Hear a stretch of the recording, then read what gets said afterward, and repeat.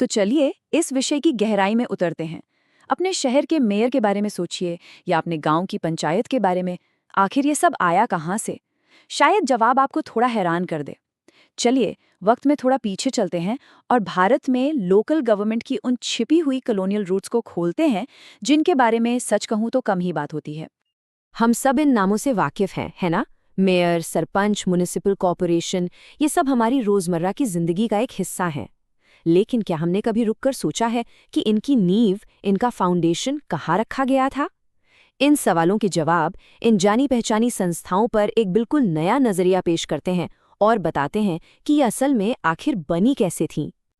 तो इसकी कहानी ना आज़ादी के बड़े बड़े आदर्शों से शुरू नहीं होती, बिल्कुल नहीं। ये शुरू होती है टैक्स और साफ सफाई जैसी बहुत ही ज़रूरी लेकिन आम चीज़ों से। हाँ, बिल्कुल सही सुना।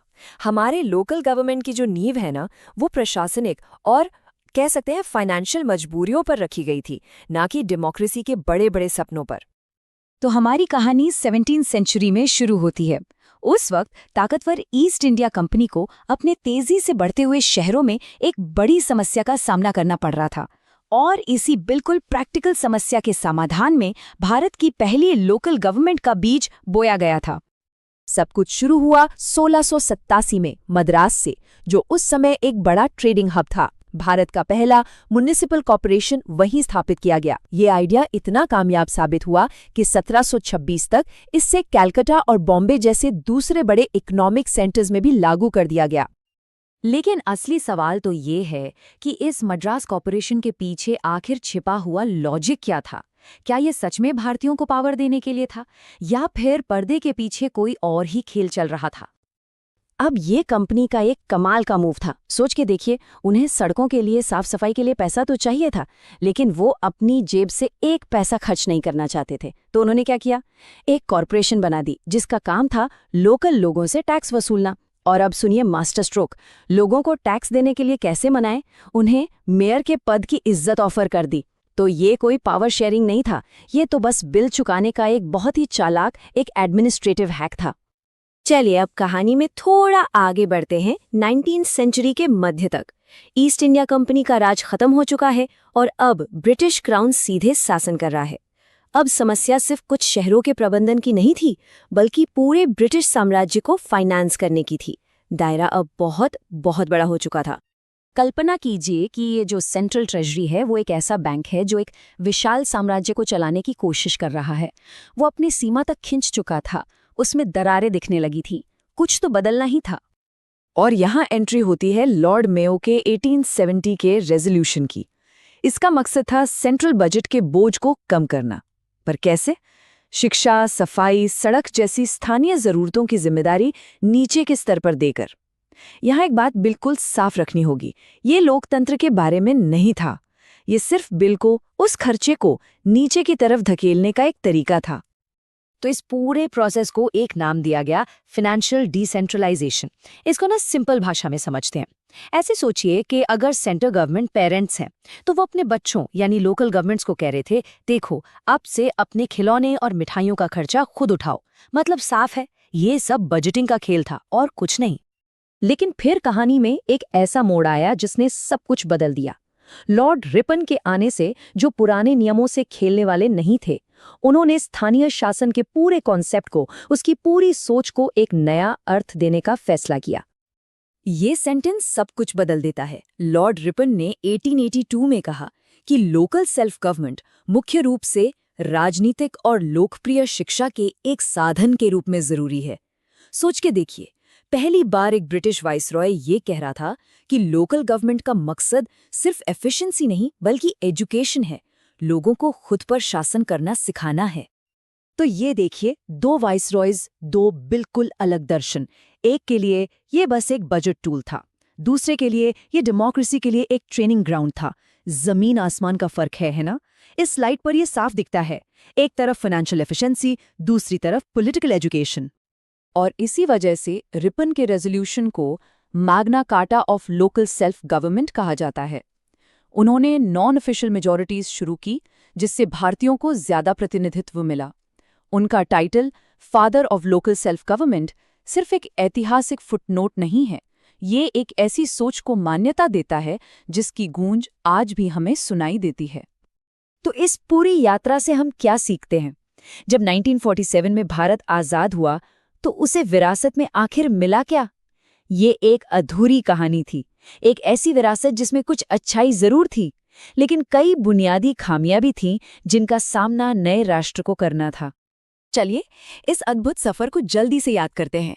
ये मद्रास में एक फाइनेंशियल हैक के रूप में शुरू हुआ, लॉर्ड मेयो के तहत एक बजट टूल में विकसित हुआ और आखिर में लॉर्ड रिपन के साथ एक पॉलिटिकल एक्सपेरिमेंट बन गया।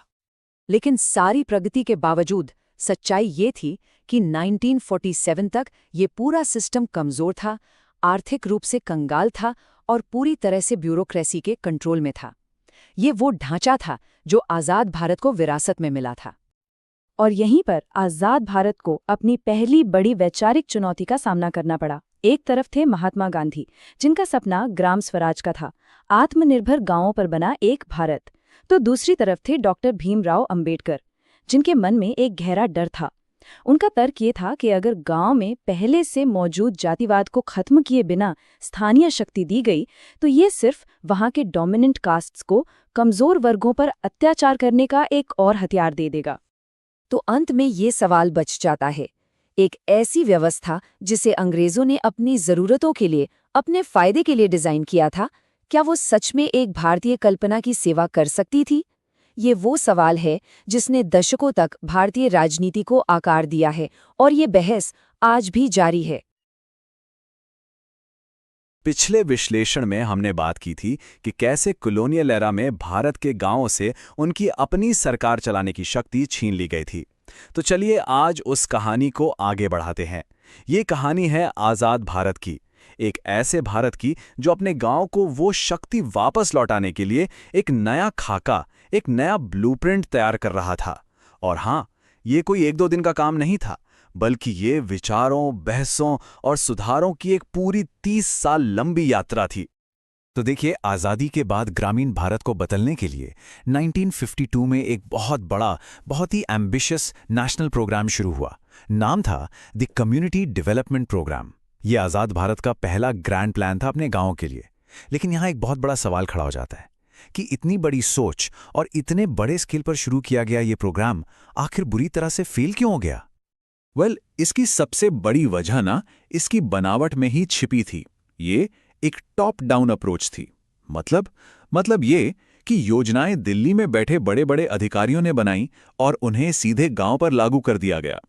गांव के लोगों से, आम जनता से पूछा ही नहीं गया कि भाई आपको क्या चाहिए, आपकी असल जरूरतें क्या हैं। नतीजा ये हुआ कि लोगों को लगा कि ये कोई विकास का काम नहीं, बल्कि एक और सरकारी हुक्म है जो उन पर थोपा जा रहा है। तो जाहिर है इस फेलियर ने सरकार को सोचने पर मजबूर कर दिया।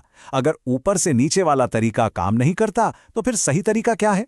और बस इसी एक सवाल का जवाब ढूंढने के लिए सरकार ने समितियों यानी कमिटीज का एक दौर शुरू किया। और यही वो दौर था जब भारत के ग्राम लोकतंत्र यानी पंचायती राज की असली नींव रखी जा रही थी। इस दौर में जो सबसे पहला और सबसे जरूरी आइडिया सामने आया वो एक फिलॉसफी थी जिसे कहते हैं डेमोक्रेटिक डिसेंट्रलाइजेशन। इसका मतलब क्या है? सीधा सा मतलब है लोकतांत्रिक विकेंद्रीकरण, यानी शासन की असली पावर को दिल्ली और राज्यों की राजधानियों से निकालकर गांवों और लोकल लेवल पर लोगों के चुने हुए नुमाइंदों को सौंपना, ताकि लोग अपने फैसले खुद ले सकें। और इस पावरफुल आइडिया को हकीकत में बदलने के लिए जो पहला ब्लूप्रिंट आया वो दिया 1957 में बलवंत राय मेहता कमेटी ने। उन्होंने एक 3 टियर ढांचे यानी 3 टियर सिस्टम का सुझाव दिया, जो आज भी, सोचिए, हमारे सिस्टम की नींव है। सबसे नीचे गांव के लेवल पर होगी ग्राम पंचायत, जहां लोग डायरेक्ट वोट देकर अपने प्रतिनिधि चुनेंगे। फिर बीच में ब्लॉक लेवल पर होगी पंचायत समिति, जो प्लान्स को लागू करने वाली मेन बॉडी होगी। और सबसे ऊपर डिस्ट्रिक्ट लेवल पर होगी जिला परिषद, जिसका काम सलाह देना और निगरानी करना होगा।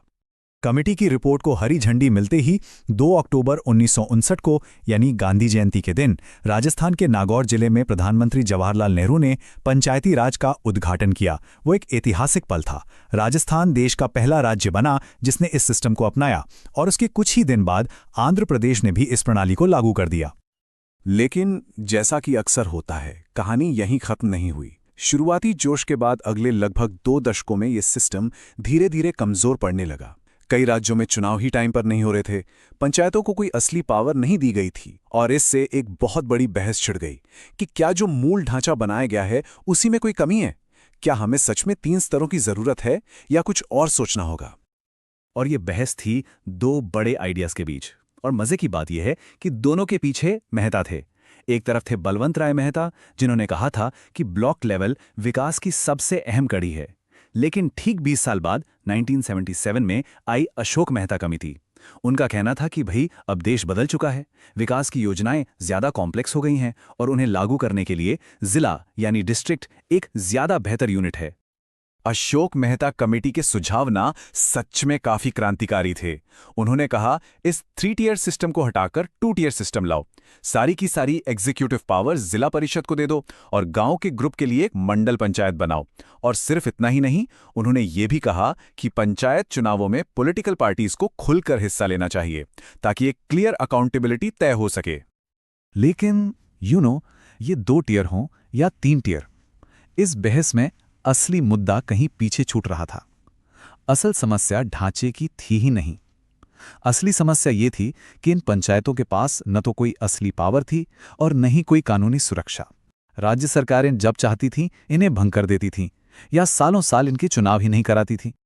और 1985 में GV राव कमेटी ने पंचायतों की इस दयनीय हालत को समझाने के लिए एक बहुत ही पावरफुल लाइन कही। उन्होंने इसे कहा, ग्रास विदाउट रूट्स, यानी जड़ों के बिना घास। मतलब क्या था इसका? जरा सोचिए, घास तो दिख रही है ऊपर से, हरी भरी, लेकिन उसकी जड़ें ही काट दी गई हैं।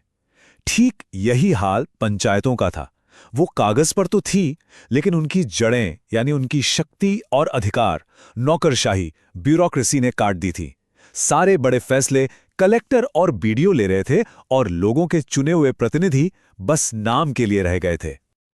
और यहीं पर कहानी का सबसे बड़ा टर्निंग पॉइंट आता है। अब तक सब लोग कानूनों और नियमों में सॉल्यूशन ढूंढ रहे थे, लेकिन 1986 में LM सिंघवी कमेटी ने एक ऐसा आइडिया दिया जिसने सब कुछ बदल दिया।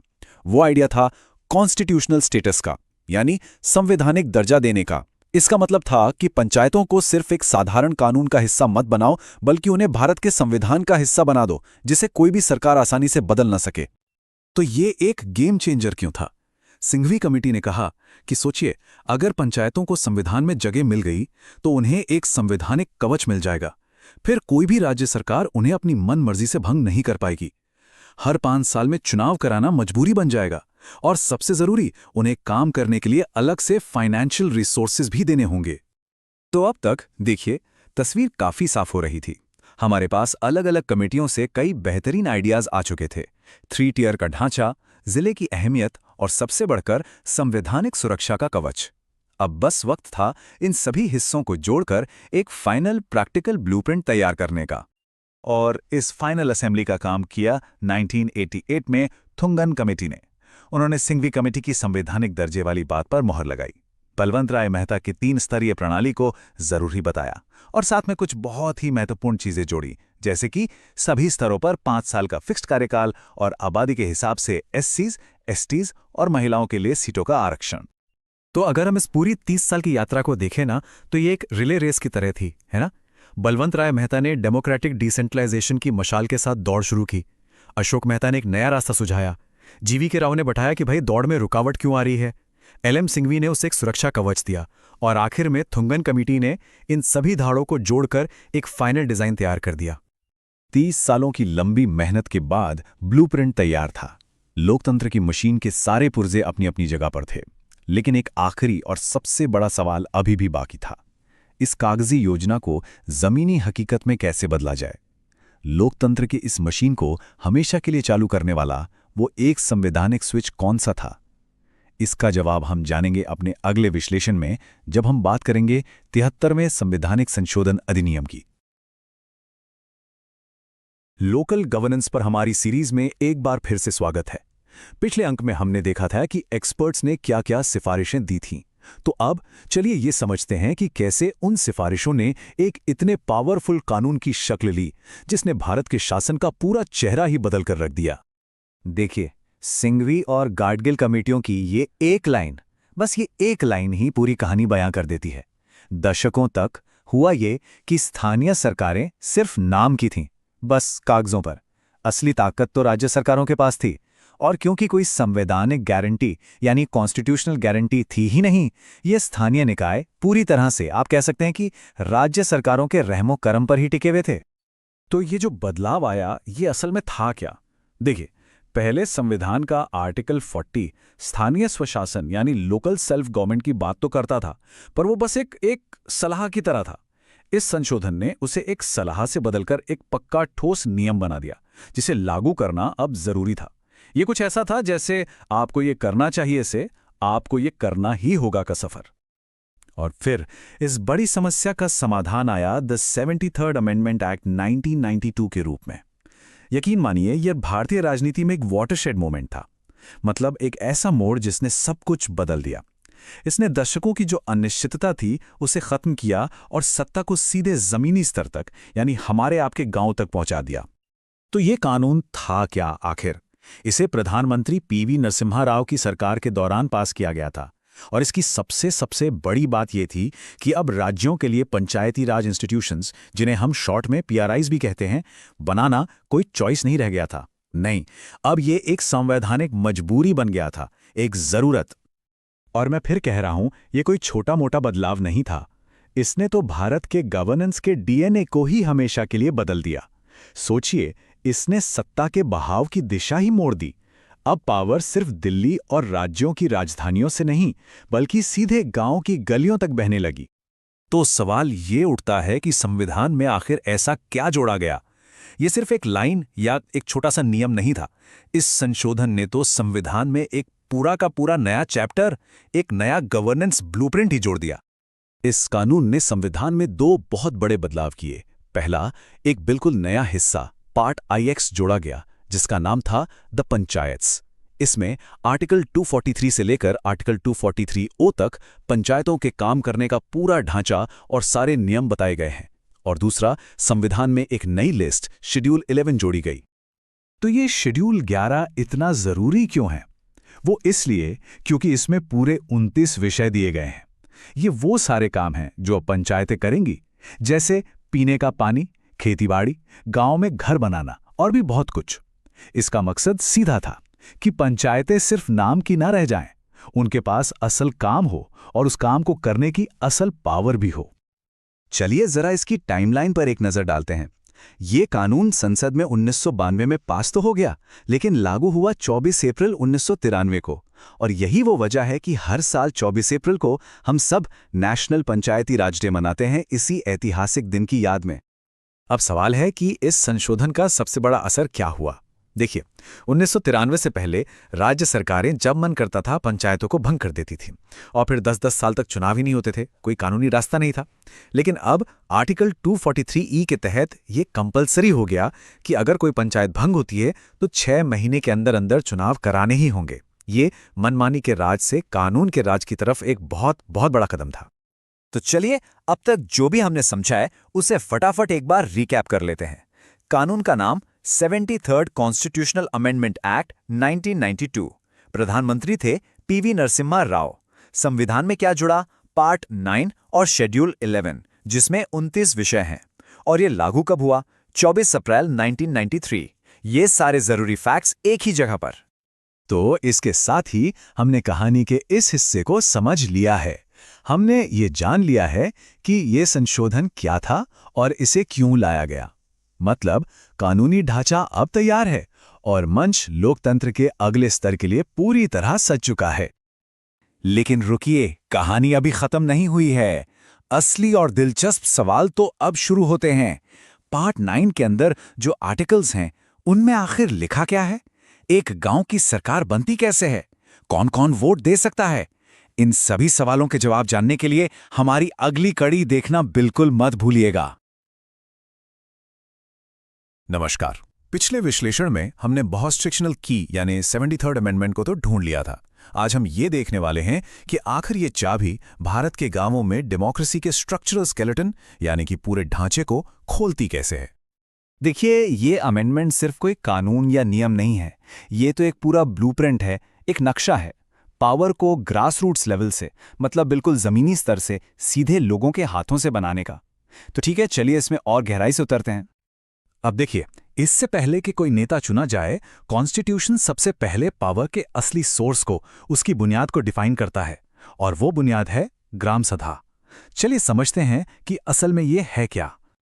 आर्टिकल 243 हमें इसकी लीगल डेफिनेशन तो देता है, लेकिन जो सबसे ज़रूरी बात है वो ये है कि इसमें कौन शामिल है। ये समझना बहुत ही ज़्यादा ज़रूरी है। यहाँ एक बहुत ही महत्वपूर्ण अंतर है जिसे समझना होगा। ग्राम सभा का मतलब गांव में रहने वाले ऑल रेजिडेंट्स नहीं हैं। नहीं, बिल्कुल नहीं। इसमें सिर्फ और सिर्फ वो लोग शामिल हैं जिनका नाम इलेक्टोरल रोल यानी वोटर लिस्ट में रजिस्टर्ड है। तो मतलब साफ है, अगर कोई व्यक्ति एक रजिस्टर्ड वोटर है तो वो ग्राम सभा का हिस्सा है। बस इतनी सी बात है। और यहीं पर इसकी सबसे अनोखी, सबसे बड़ी ताकत छिपी है। देखिए, जो चुनी हुई काउंसिल्स होती हैं यानी पंचायत्स, वो तो हर 5 साल में डिसॉल्व हो जाती हैं, भंग हो जाती हैं।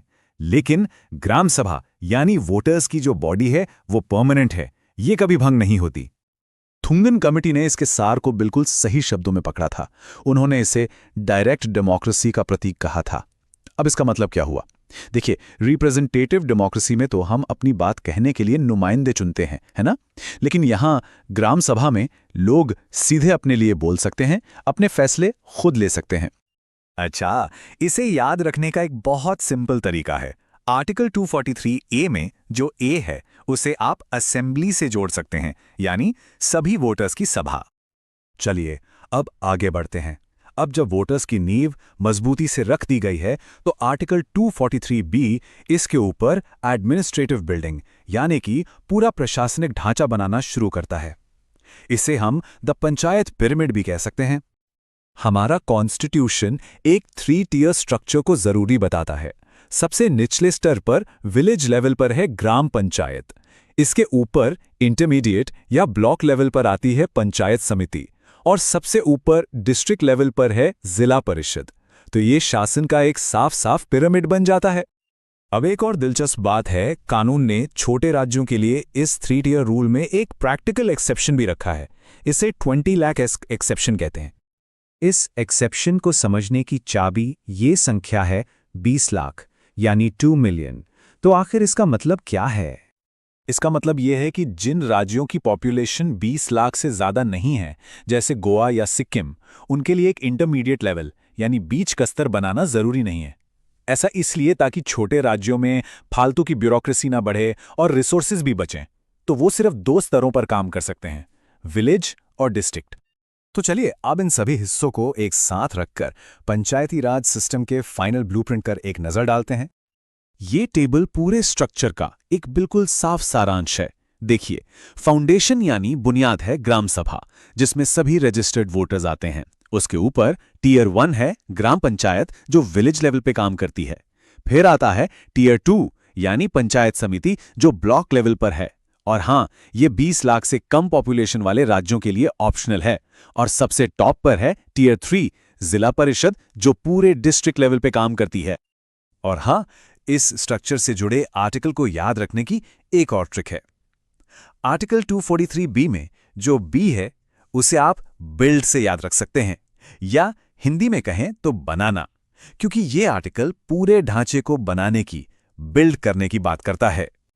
तो ठीक है, बिल्डिंग का डिजाइन तो तैयार हो गया है, पर इन कुर्सियों पर कौन बैठेगा? इन संस्थाओं को चलाने वाले लोगों को चुना कैसे जाता है, और इसमें फेयरनेस कैसे सुनिश्चित की जाती है? ये सवाल जुड़ा है कॉम्पोजिशन और रिजर्वेशन से, जिसे हम अपने अगले विश्लेषण में एक्सप्लोर करेंगे। नमस्कार, पंचायती राज पर हमारी इस खास पड़ताल में एक बार फिर से स्वागत है। पिछली बार हमने पंचायती राज का 3 स्तरीय ढांचा यानी 3 टियर्ड स्ट्रक्चर तैयार किया था। लेकिन देखिए, कोई भी स्ट्रक्चर तो बस एक खाली ढांचा होता है ना। आज हम इसमें जान डालेंगे, समझेंगे कि इन अहम पदों को, इन कुर्सियों को आखिर भरा कैसे जाता है। तो सवाल बिल्कुल सीधा है। हमारे पास ये 3 टियर्स तो हैं, विलेज, ब्लॉक और डिस्ट्रिक्ट लेवल। लेकिन असली सवाल ये है कि इनमें बैठता कौन है, और शायद उससे भी ज्यादा जरूरी, उन्हें चुना कैसे जाता है। ये सिर्फ कोई टेक्निकल प्रोसेस नहीं है, ये हमारे लोकतंत्र की बिल्कुल जमीनी हकीकत है। देखिए, 73वें अमेंडमेंट से पहले की कहानी थोड़ी अलग थी। स्थानीय शासन मतलब लोकल गवर्नमेंट पर अक्सर कुछ मुट्ठी भर शक्तिशाली और अमीर लोगों का कब्जा होता था। इससे होता ये था कि बहुत से लोगों की आवाज़ कभी सुनी ही नहीं जाती थी। तो लोकतंत्र को सच में जमीन तक पहुंचाने के लिए एक क्रांतिकारी बदलाव की जरूरत थी। और ये बदलाव आया। यहाँ स्क्रीन पर जरा देखिए, अतीत और आज के बीच का जबरदस्त फर्क।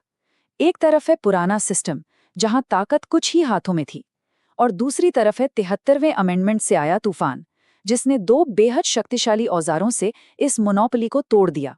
पहला डायरेक्ट इलेक्शंस और दूसरा रिजर्वेशंस। इन्हीं दो औजारों ने सत्ता सीधे लोगों के हाथ में दे दी। तो चलिए इस लोकतांत्रिक क्रांति के पहले स्तंभ यानी इलेक्शंस को थोड़ा गहराई से समझते हैं। संविधान और खास तौर पर आर्टिकल 243C इस पूरी प्रक्रिया के बारे में बिल्कुल साफ-साफ बताता है। इसमें कोई कंफ्यूजन की गुंजाइश नहीं छोड़ी गई है। अब यहाँ एक बहुत ही दिलचस्प और ज़रूरी फ़र्क है। संविधान एक आम सदस्य यानी मेंबर या काउंसलर और पंचायत के मुखिया यानी चेयरपर्सन के चुनाव में एक साफ लकीर खींचता है। पंचायत के हर मेंबर को सीधे जनता चुनेगी, डायरेक्ट इलेक्शन से। इसमें कोई इफ या बट नहीं है, कोई एक्सेप्शन नहीं है।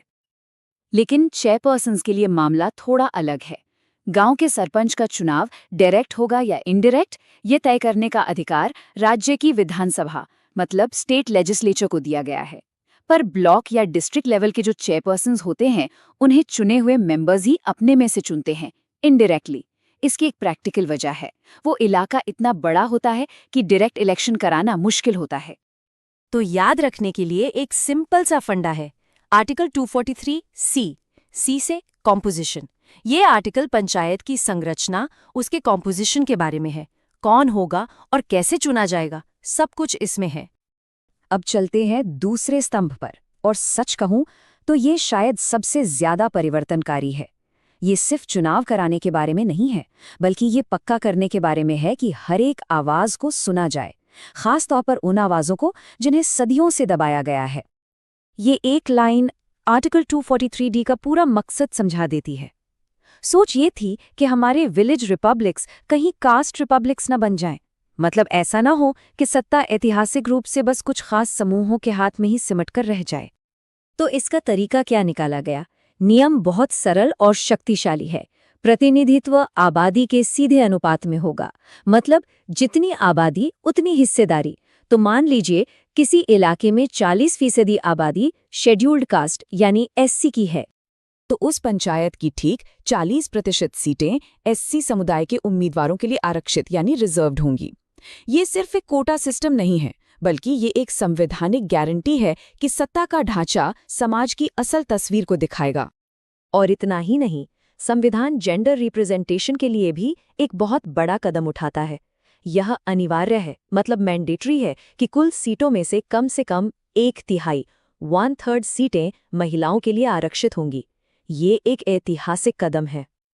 और यहाँ एक और डिटेल है जो बहुत ज़रूरी है। ये 1/3 रिजर्वेशन SC CST के लिए आरक्षित सीटों के अंदर भी लागू होता है। मतलब SC के लिए जो सीटें आरक्षित हैं, उनमें से भी 1/3 सीटें SC महिलाओं के लिए होंगी।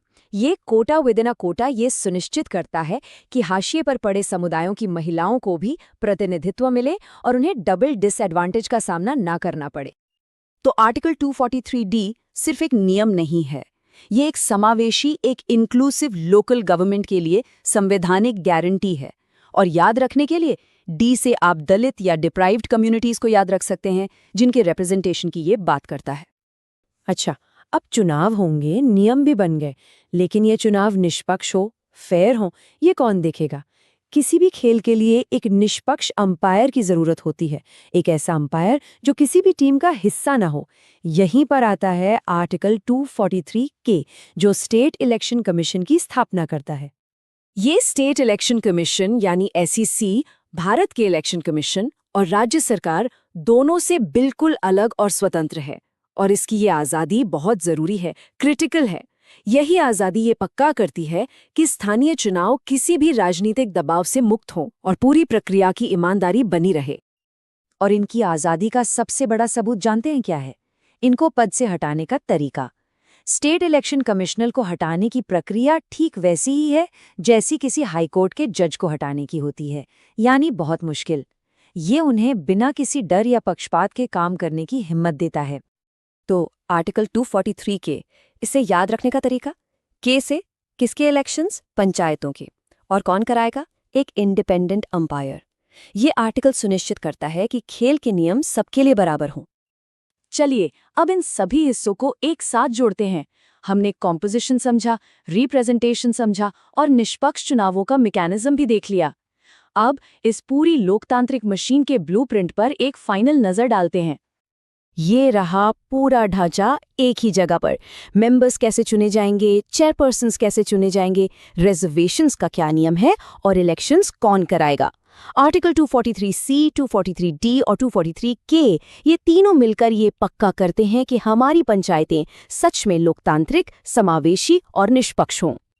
तो ठीक है, चुनाव हो गए हैं, हमारे प्रतिनिधि चुन लिए गए हैं, लेकिन ये कहानी का अंत नहीं है। असल में ये तो बस शुरुआत है। अब क्या होता है? पहला सवाल तो मन में यही आता है कि ये लोग कितने समय तक सत्ता में रहते हैं। क्या ये पद हमेशा के लिए है या इनकी शक्ति की कोई समय सीमा है? और क्या होता है अगर कोई सदस्य ठीक से काम न करे, अगर वो भ्रष्ट या अयोग्य साबित हो? क्या उन्हें जवाबदेह ठहराने का कोई तरीका है? क्या उन्हें पद से हटाया जा सकता है? और सबसे बड़ा सवाल कि इनके पास असल में शक्ति क्या है, ये क्या क्या कर सकते हैं। हमारी अगली पड़ताल में हम एक पंचायत के जीवन और मृत्यु को समझेंगे, जिसमें उनकी अवधि यानी ड्यूरेशन, डिस्क्वालिफिकेशंस और उनके पास मौजूद वास्तविक शक्तियां शामिल होंगी। तो हमारे साथ बने रहिएगा। नमस्कार। पिछली बार हमने मिलकर पंचायत का पूरा ढांचा तैयार किया, सीटें भी भर दी, तो अब मशीनरी तो एकदम तैयार है। लेकिन असली सवाल अब शुरू होता है कि मशीनरी चलेगी कैसे, इसके नियम क्या हैं। तो चलिए आज इसी की गहराई में उतरते हैं और समझते हैं पंचायती राज के खेल के असली नियमों को। देखिए, 1992 से पहले एक बहुत ही बड़ी दिक्कत थी। राज्य सरकारें जब चाहें अपनी मर्जी से पंचायतों को भंग कर देती थीं और फिर चुनाव, अरे वो तो सालों तक टलते रहते थे। मतलब जमीनी स्तर पर लोकतंत्र की गाड़ी पर एक तरह से ब्रेक लग जाता था। बस इसी मनमानी को खत्म करने के लिए 73वें संशोधन में पंचायतों के कार्यकाल को लेकर एकदम साफ और सख्त नियम बनाए गए। तो इस खेल का पहला और सबसे जरूरी नियम है समय। संविधान ने खुद ये तय कर दिया है कि एक चुनी हुई पंचायत कितने समय तक चलेगी। कोई भी इसे अपनी मर्जी से घटा या बढ़ा नहीं सकता। और इसका पूरा जिक्र मिलता है आर्टिकल 243E में। आइए इस पूरी प्रक्रिया को 4 आसान स्टेप्स में समझते हैं। स्टेप 1, हर पंचायत का कार्यकाल उसकी पहली बैठक की तारीख से पूरे 5 साल का होगा। No ifs no buts. Step 2, हाँ, ये हो सकता है कि राज्य सरकार किसी कानून के तहत उसे समय से पहले भंग यानी डिसॉल्व कर दे, पर ऐसा मनमाने ढंग से नहीं हो सकता। उसके लिए भ्रष्टाचार या अयोग्यता जैसा कोई ठोस कारण होना जरूरी है। स्टेप 3, और ये सबसे जरूरी है, अगर कोई पंचायत भंग होती है तो 6 महीने के अंदर अंदर नए चुनाव कराने ही होंगे, ये कंपलसरी है। और चौथा स्टेप है रिमाइंडर क्लॉज, जो पूरे सिस्टम में एक सिंक बनाए रखता है। ये जो 6 महीने की सीमा है ना, ये कोई मामूली बात नहीं है। ये एक संवैधानिक गारंटी है, एक सुरक्षा कवच है जो राज्य सरकारों को चुनाव टालने से रोकता है। इसका सीधा सा मतलब ये है कि गांव में लोकतंत्र की गाड़ी अब 6 महीने से ज्यादा रुक ही नहीं सकती, उसे वापस पटरी पर लाना ही होगा। तो ये रिमाइंडर क्लॉज आखिर है क्या, इसे समझना बहुत जरूरी है। मान लीजिए एक पंचायत 3 साल चली और फिर भंग हो गई, तो अब जो नई पंचायत चुनकर आएगी उसे पूरे 5 साल नहीं मिलेंगे, वो सिर्फ बचे हुए 2 साल के लिए ही काम करेगी। अब आप सोचेंगे ऐसा क्यों?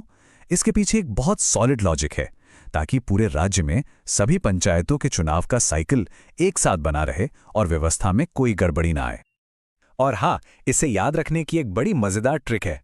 आर्टिकल 243E में जो ई है उसे याद रखिए एंड से, यानी कार्यकाल कब खत्म होता है, या फिर ई फॉर इलेक्शन टाइम यानी चुनाव का समय। ई स्टैंड्स फॉर एंड्स और इलेक्शन टाइम। चलिए अब खेल के दूसरे नियम पर चलते हैं। खिलाड़ी मतलब सदस्य। जैसे फुटबॉल में किसी खिलाड़ी को रेड कार्ड दिखाकर बाहर कर दिया जाता है, ठीक वैसे ही पंचायत में भी कुछ नियम हैं जो तय करते हैं कि कौन सदस्य बनने के लायक नहीं है, यानी डिस्क्वालीफाई हो सकता है। और ये नियम दिए गए हैं आर्टिकल 243F में। यहाँ एक बहुत ही जरूरी बात समझने वाली है। संविधान खुद ये नहीं बताता कि डिस्क्वालिफिकेशन के नियम क्या होंगे। ये शक्ति दी गई है राज्यों की विधानसभा यानी स्टेट लेजिस्लेचर को। ऐसा इसलिए किया गया है ताकि राज्य अपनी स्थानीय जरूरतों के हिसाब से नियम बना सकें। और इसी शक्ति का इस्तेमाल करके कुछ राज्यों ने 2 बच्चों का नियम लागू किया है, तो कुछ ने ये शर्त रखी है कि उम्मीदवार के घर में एक फंक्शनल टॉयलेट होना ही चाहिए। और ये देखिए, ये एक बहुत ही दिलचस्प और जरूरी अंतर है। पंचायत का सदस्य या सरपंच बनने के लिए आपकी उम्र कम से कम 21 साल होनी चाहिए, जबकि एक एमपी या एमएलए बनने के लिए मिनिमम एज है 25 साल। ये अंतर दिखाता है कि हमारा संविधान जमीनी स्तर पर युवा नेतृत्व को कितना बढ़ावा देना चाहता है। इसे भी याद रखने के लिए एक ट्रिक है।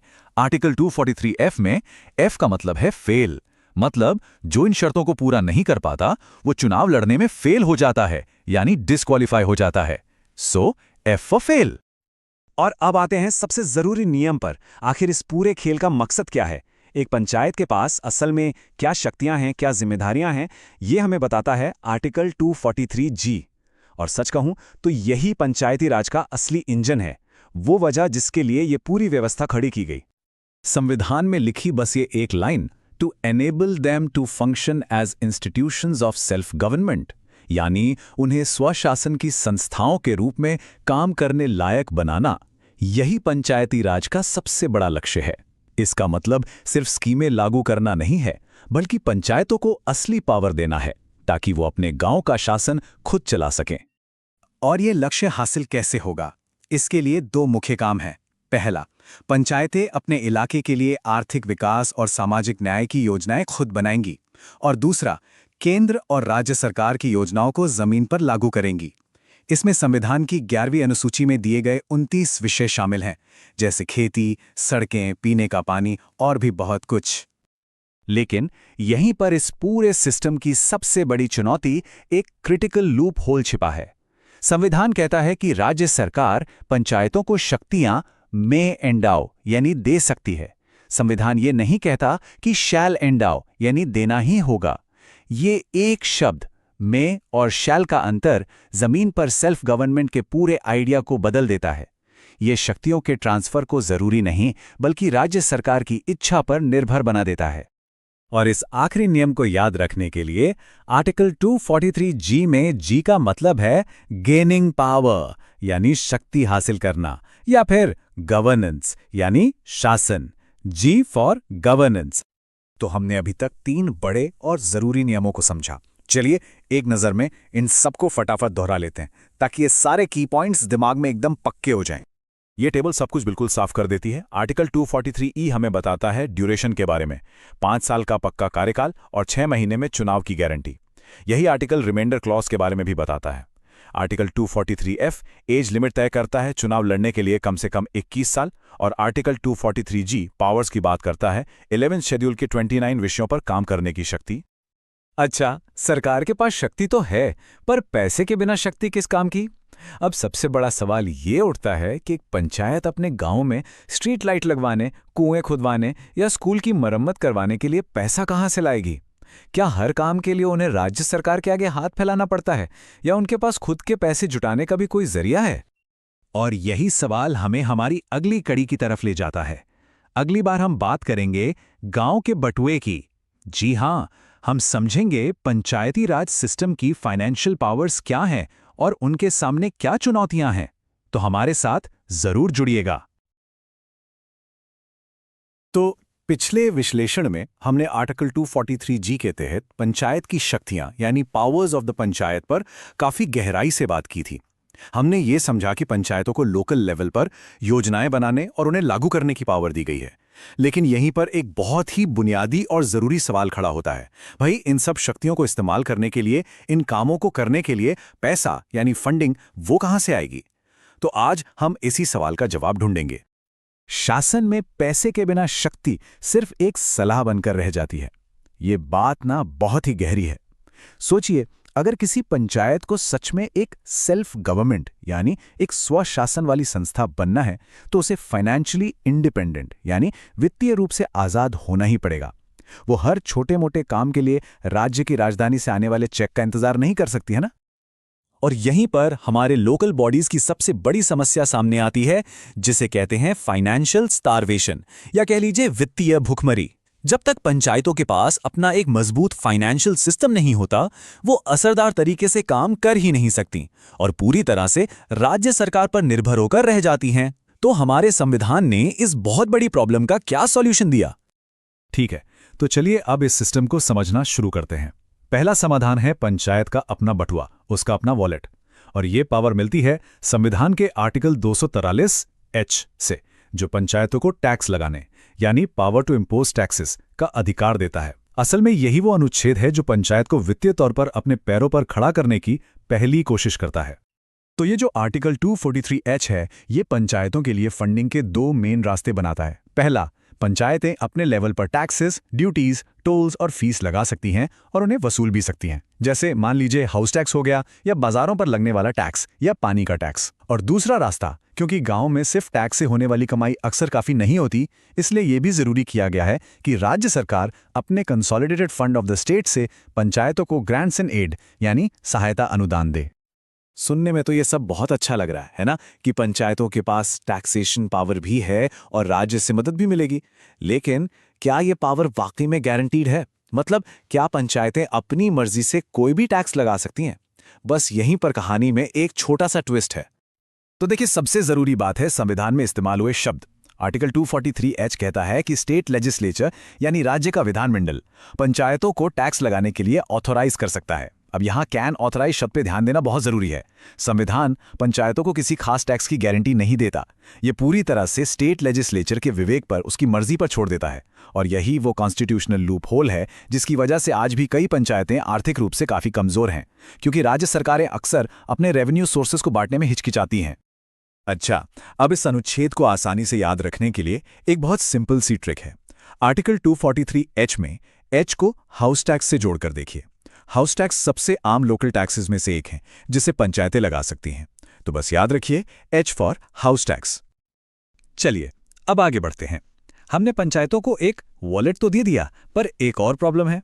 राज्य सरकार पंचायतों को कितना पैसा देगी, ये कौन और कैसे तय करेगा? ये किसी की मर्जी या मूड पर तो निर्भर नहीं होना चाहिए, सही कहा ना? इसके लिए एक सिस्टमैटिक और निष्पक्ष सिस्टम की जरूरत थी।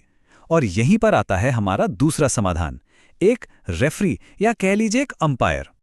तो ये रेफरी है स्टेट फाइनेंस कमीशन यानी राज्य वित्त आयोग, जिसका प्रावधान आर्टिकल 243I में किया गया है। हर राज्य के गवर्नर को हर 5 साल में एक फाइनेंस कमीशन बनाना होता है। इसका मुख्य काम है पंचायतों के फाइनेंशियल पोजीशन को रिव्यू करना, उसकी समीक्षा करना। ये बिल्कुल केंद्र के सेंट्रल फाइनेंस कमीशन की तरह ही है, जो आर्टिकल 280 के तहत काम करता है। इसका मकसद ये पक्का करना है कि पैसों का बंटवारा मनमाने ढंग से नहीं, बल्कि एक तय प्रक्रिया के तहत हो। तो ये स्टेट फाइनेंस कमीशन असल में करता क्या है? देखिए, ये गवर्नर को 3 मुख्य मामलों पर रिकमेंडेशंस यानी सिफारिशें देता है। पहला, राज्य और पंचायतों के बीच टैक्स से जो कमाई हुई है उसका बंटवारा कैसे हो। दूसरा, कौन से खास टैक्सेस और टूल्स पूरी तरह से पंचायतों को ही दे दिए जाने चाहिए। और तीसरा, राज्य को अपने फंड से पंचायतों को कितना ग्रांट्स इन एड या सहायता अनुदान देना चाहिए। अब इस अनुच्छेद को याद रखने की भी एक सिंपल सी ट्रिक है।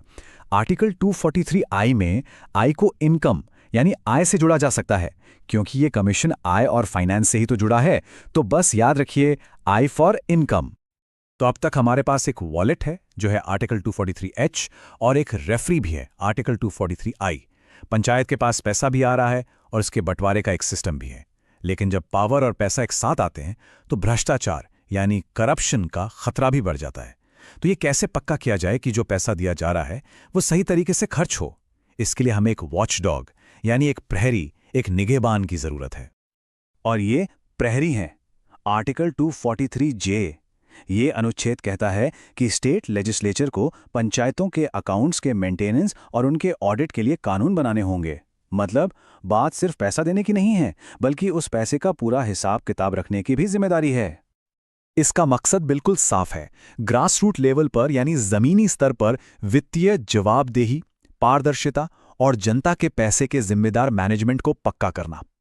आर्टिकल 243J ही वो वॉचडॉग है जो भ्रष्टाचार और मिसमैनेजमेंट पर नजर रखता है। और हाँ, इस अनुच्छेद के लिए भी एक बेहतरीन मेमोरी ट्रिक है। आर्टिकल 243J में जे को आप हिंदी शब्द जांच से याद रख सकते हैं, क्योंकि यह अनुच्छेद खातों की जांच और ऑडिट से जुड़ा है। तो बस याद रखिए जे फॉर जांच। तो चलिए अब इन सभी टुकड़ों को एक साथ जोड़कर पूरी तस्वीर को समझते हैं। आर्टिकल्स 243H, I और J ये तीनों मिलकर पंचायतों के लिए एक कंप्लीट फाइनेंशियल सिस्टम बनाते हैं। एक वॉलेट, एक रेफरी और एक वॉचडॉग। ये तीनों मिलकर ये पक्का करते हैं कि पंचायतों को ना सिर्फ पैसा मिले, बल्कि वो पैसा निष्पक्ष तरीके से मिले और सही जगह पर खर्च हो। आइए इस पूरे सिस्टम को एक बार फिर से जल्दी से समराइज कर लेते हैं। आर्टिकल 243H जो टैक्सेशन और ग्रांट्स की पावर देता है, यह है हमारा वॉलेट। फिर आता है आर्टिकल 243I जो स्टेट फाइनेंस कमीशन के जरिए सिस्टमैटिक फंड एलोकेशन पक्का करता है, यह है हमारा रेफरी। और आखिर में आर्टिकल 243J जो अकाउंट्स के ऑडिट के जरिए ट्रांसपेरेंसी और अकाउंटेबिलिटी लाता है, यह है हमारा वॉचडॉग।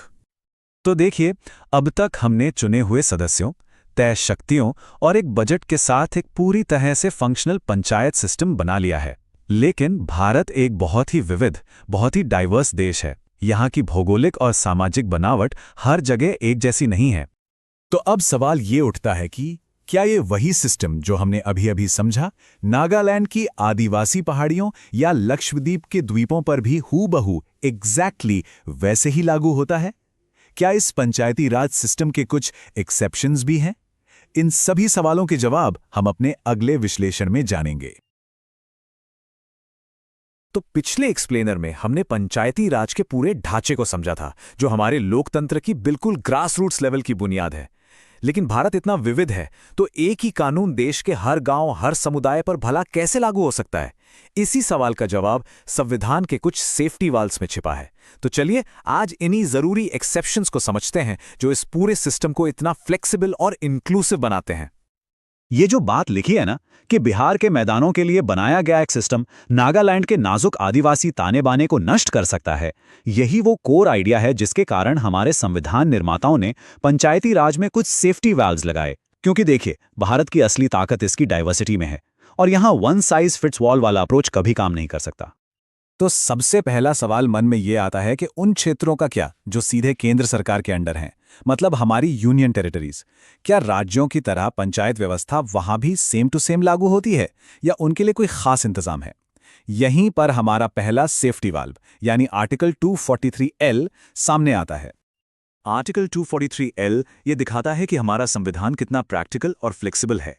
देखिए, नियम तो ये है कि पंचायती राज के प्रोविजंस सभी यूनियन टेरिटरीज पर लागू होंगे, लेकिन ये आर्टिकल हमारे प्रेसिडेंट ऑफ इंडिया को ये पावर देता है कि वो किसी भी यूनियन टेरिटरी की खास ज़रूरतों को देखते हुए कुछ बदलावों या एक्सेप्शंस के साथ इन नियमों को लागू करने का ऑर्डर दे सकते हैं। अब जरा सोचिए, अंडमान और निकोबार की ज़रूरतें पुडुचेरी से कितनी अलग हैं। ये पावर केंद्र सरकार को इन छोटे मगर स्ट्रेटेजिक इलाकों के लिए पंचायत सिस्टम को कस्टमाइज करने की आज़ादी देती है। अब इसमें एक बहुत ही इंटरेस्टिंग एक्सेप्शन है दिल्ली। दिल्ली भारत की अकेली ऐसी यूनियन टेरिटरी है जहां पार्ट 9 के ये प्रोविजंस लागू नहीं होते। कारण बिल्कुल सीधा है, दिल्ली लगभग पूरी तरह से अर्बनाइज्ड है और यहां ग्रामीण शासन वाली ग्राम पंचायतें हैं ही नहीं। और हां, इस आर्टिकल को याद रखने के लिए एक आसान सी ट्रिक है। एल से याद रखिए लेफ्टिनेंट गवर्नर जो यूनियन टेरिटरीज के हेड होते हैं, या एल से लक्षद्वीप जो खुद एक यूनियन टेरिटरी है। चलिए अब आगे बढ़ते हैं अपने अगले सेफ्टी वाल्व की तरफ, जो भारत के आदिवासी समुदायों के लिए एक कॉन्स्टिट्यूशनल शील्ड, एक संवैधानिक ढाल की तरह काम करता है। ये है आर्टिकल 243M। आर्टिकल 243M को आप ऐसा समझिए जैसे संविधान ने एक डू नॉट एंटर का बोर्ड लगा दिया हो। ये कहता है कि पंचायती राज का जो स्टैंडर्ड सिस्टम है वो कुछ खास इलाकों में लागू नहीं होगा। और क्यों?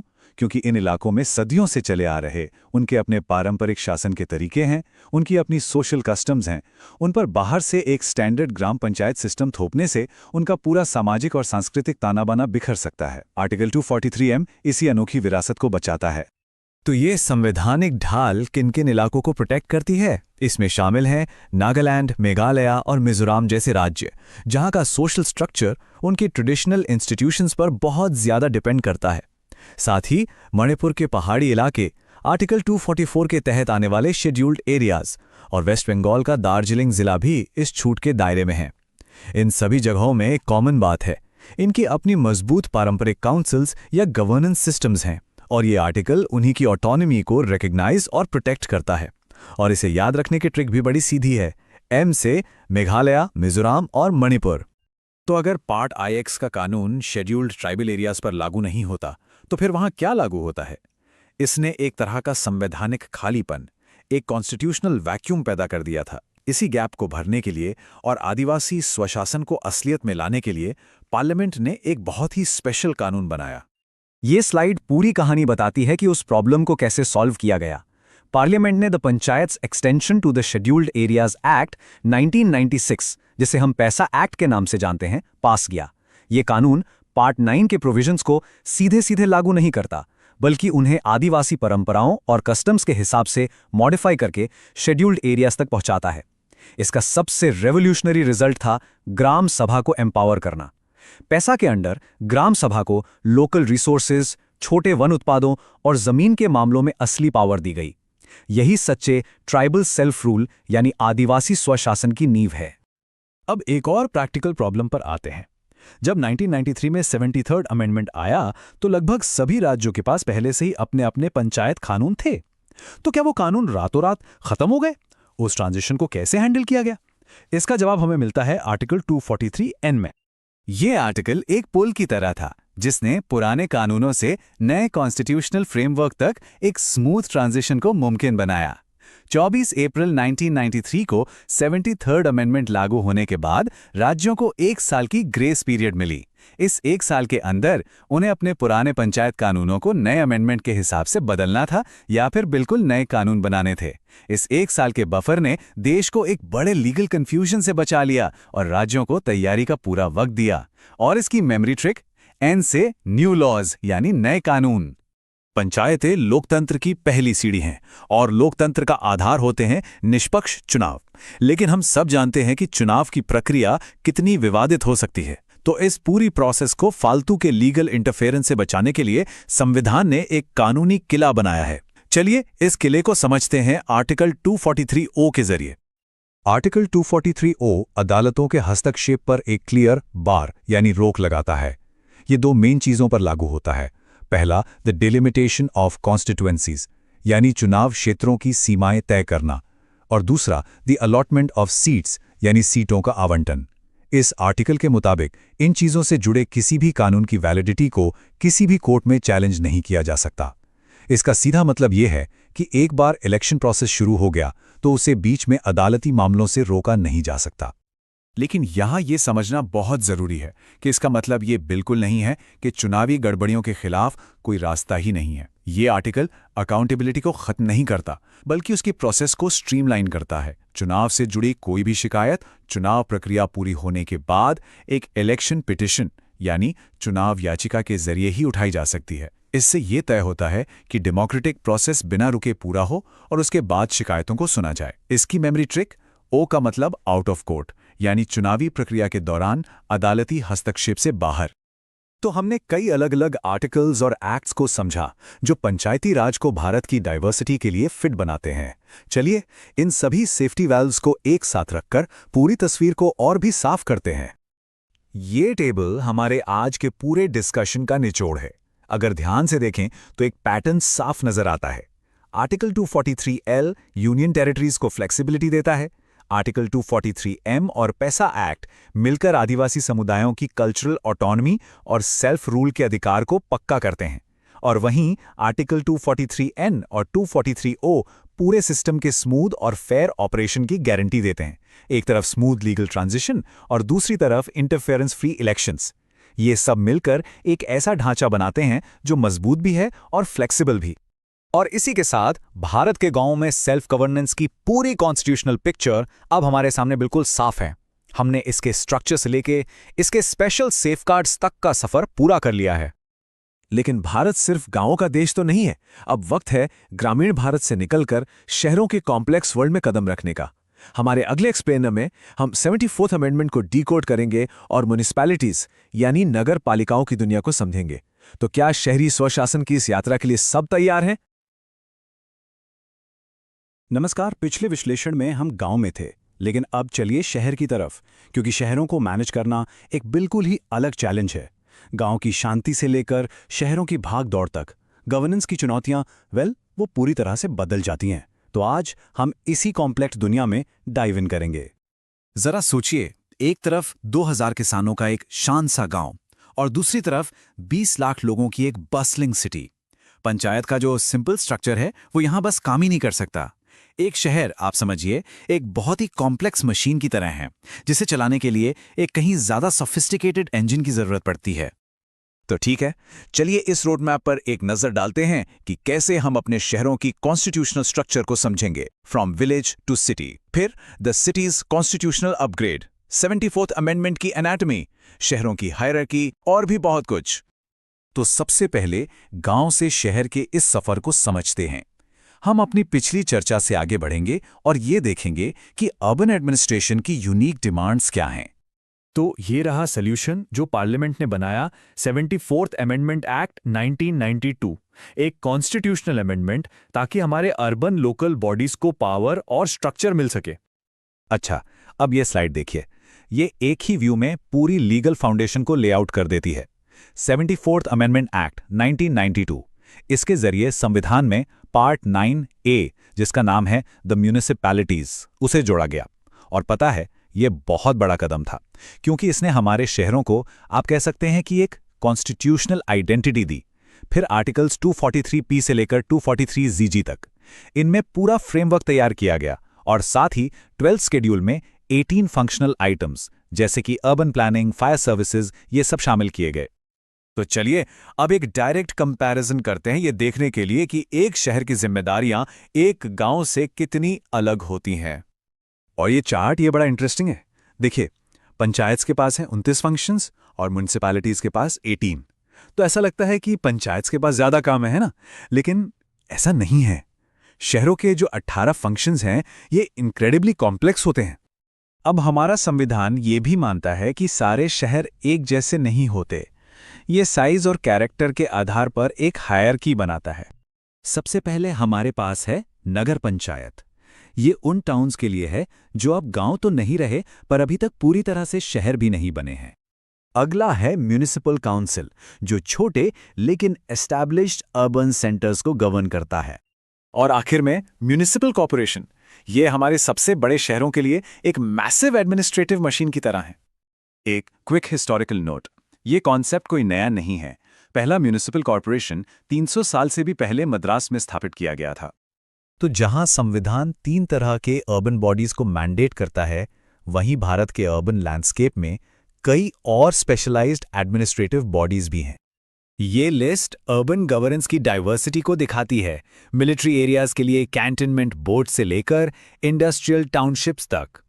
तो क्रूशियल पॉइंट ये है कि हमने स्ट्रक्चर तो एस्टैब्लिश कर दिया, लेकिन डे टू डे काम असल में होता कैसे है? और ये हमें सबसे जरूरी प्रैक्टिकल सवाल पर ले आता है, आखिर डिसीजंस लेता कौन है और कैसे?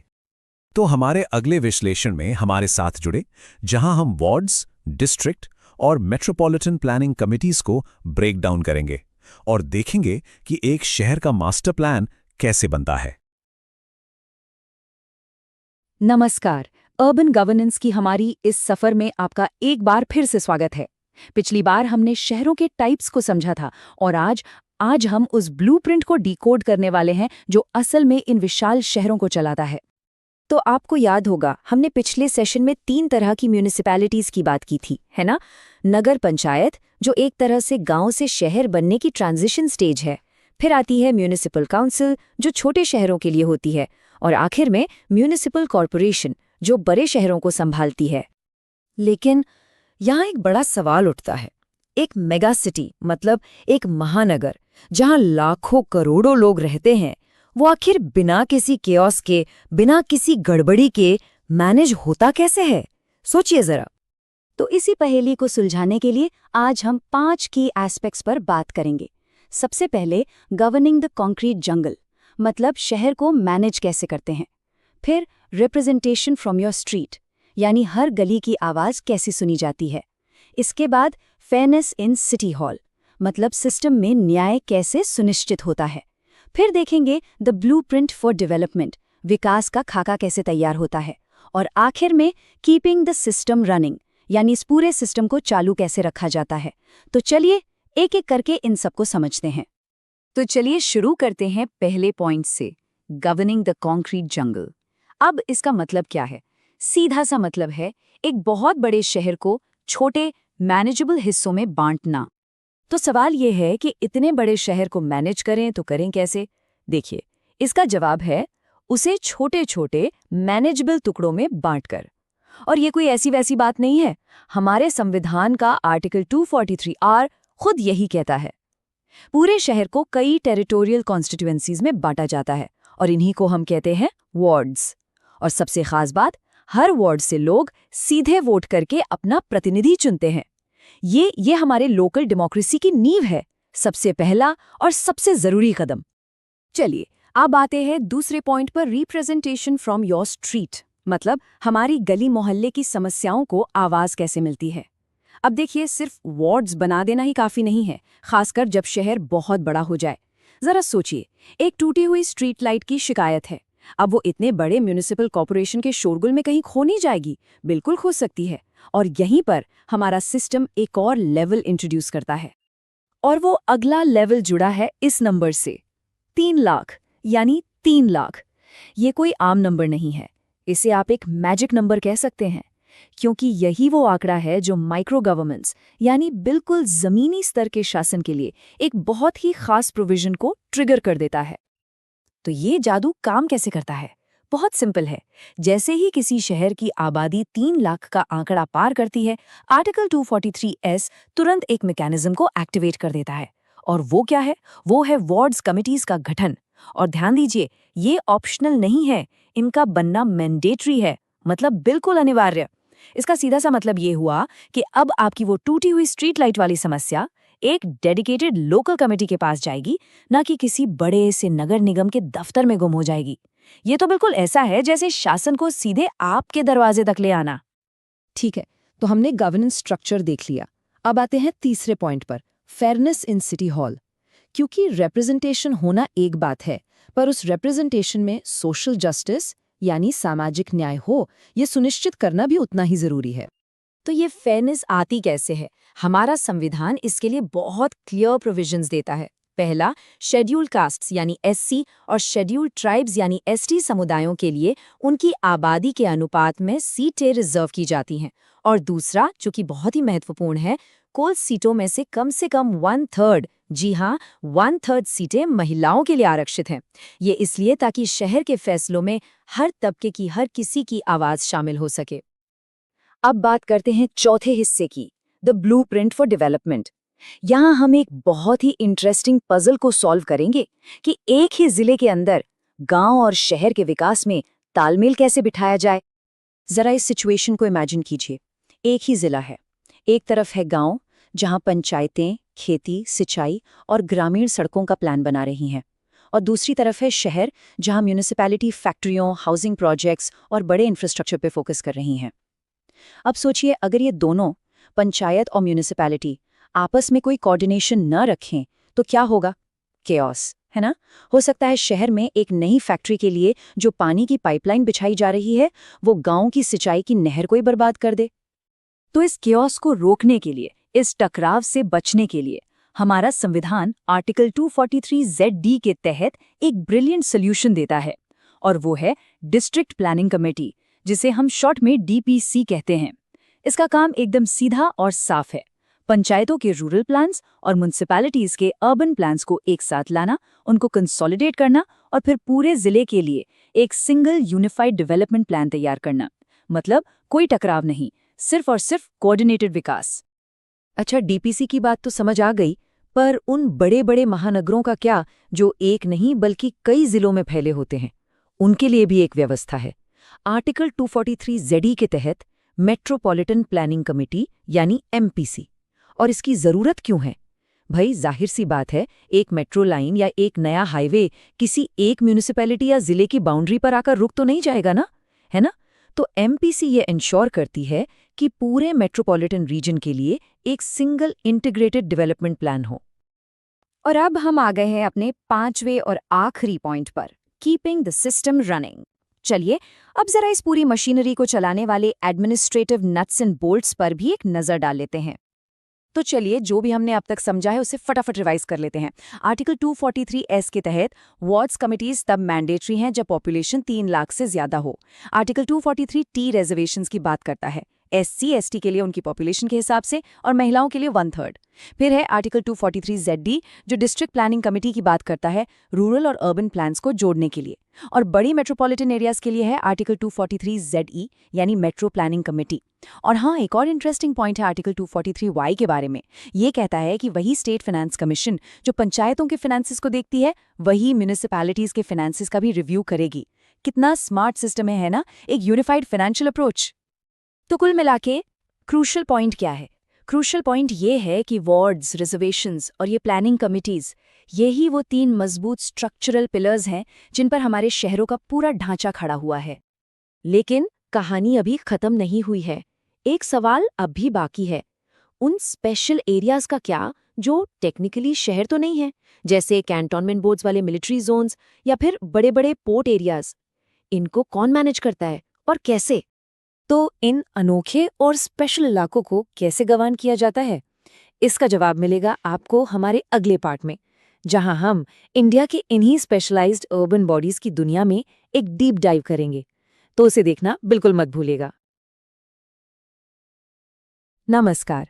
पिछले सेशन में हमने भारत के 3 मुख्य शहरी निकायों यानी अर्बन बॉडीज पर बात की थी, लेकिन जैसा कि हम जानते हैं शासन की तस्वीर इससे कहीं ज्यादा बड़ी और कॉम्प्लेक्स है।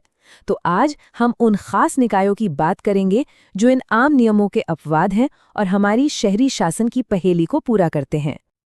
आपको याद ही होगा हमने बात की थी म्यूनिसिपल कॉरपोरेशंस, म्यूनिसिपल काउंसिल्स और नगर पंचायत्स की।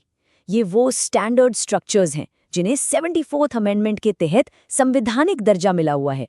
ये हमारे शहरी स्थानीय शासन की, जिसे हम अर्बन लोकल गवर्नेंस कहते हैं, उसकी बिल्कुल नींव है।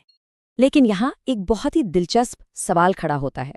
सोचिए, आप एक ऐसे शहर का शासन कैसे चलाएंगे जो एक बहुत बड़ी मिलिट्री बेस के चारों ओर बसा हो, या फिर एक स्ट्रेटेजिक पोर्ट यानी एक रणनीतिक बंदरगाह पर, या फिर एक ऐसे फैक्ट्री टाउन में जिसे किसी एक बड़ी इंडस्ट्री ने बसाया हो। देखिए, इन खास जगह पर हमारा स्टैंडर्ड सिस्टम काम नहीं कर पाता और इसीलिए हमें एकदम अलग एडमिनिस्ट्रेटिव स्ट्रक्चर्स की जरूरत पड़ती है। तो चलिए इसी में थोड़ा और गहराई से उतरते हैं। अब हम उन 5 खास वैधानिक निकायों, द स्पेशलाइज्ड स्टैट्यूटरी 5 के बारे में जानेंगे, जिन्हें खास तौर पर इन अनोखी चुनौतियों से निपटने के लिए स्पेसिफिक लॉज यानी स्टैट्यूट्स के जरिए बनाया गया है। तो हमारी लिस्ट में चौथा और पहला विशेष निकाय है कैंटोनमेंट बोर्ड। इसे हम हिंदी में छावनी बोर्ड भी कहते हैं। इसे समझने के लिए बस ये इमेजिन कीजिए कि ये मिलिट्री लैंड पर रहने वाले सिविलियंस के लिए एक छोटा मोटा शहर है। जब भी किसी कैंटोनमेंट एरिया यानी एक मिलिट्री स्टेशन के अंदर आम नागरिक भी रहते हैं तो उनके डे टू डे के नगर पालिका प्रशासन के लिए एक कैंटोनमेंट बोर्ड बनाया जाता है। अब इसकी सबसे खास बात क्या है? ये किसी राज्य सरकार के अंडर नहीं बल्कि सीधे सीधे केंद्र के रक्षा मंत्रालय और यूनियन मिनिस्ट्री ऑफ डिफेंस के तहत काम करता है। और इसका स्ट्रक्चर भी बड़ा यूनिक है। ये एक हाइब्रिड बॉडी है, मतलब इसमें सिविलियन आबादी द्वारा चुने गए सदस्य भी होते हैं और सेना द्वारा नॉमिनेट किए गए मिलिट्री ऑफिसर्स भी। तो ये सिविलियन और मिलिट्री दोनों के इंटरेस्ट के बीच एक बैलेंस बनाकर चलता है। चलिए अब हमारे अगले निकाय पर चलते हैं। ये है नोटिफाइड एरिया कमेटी या NAC। इसे अधिसूचित क्षेत्र समिति भी कहते हैं। यहाँ जो कीवर्ड है, जो सबसे जरूरी शब्द है, वो है नोटिफाइड या अधिसूचित। देखिए, इसे सरकार एक नोटिफिकेशन या एक अधिसूचना जारी करके बनाती है और ऐसा करने के 2 मुख्य कारण हो सकते हैं। एक, या तो वो कस्बा एक तेजी से डेवलप हो रहा इंडस्ट्रियल टाउन है, या फिर वो अभी तक एक फुल फ्लेज्ड म्यूनिसिपैलिटी बनने की सारी शर्तें पूरी नहीं करता। तो एक तरह से ये एक ट्रांजिशनल या स्पेशल स्टेटस वाला अरेंजमेंट है। तो यहाँ सबसे ज़रूरी बात यह है कि ये पूरी तरह से एक नॉमिनेटेड बॉडी है, मतलब इसके सारे सदस्य सरकार द्वारा मनोनीत होते हैं। यहाँ कोई चुनाव नहीं होता।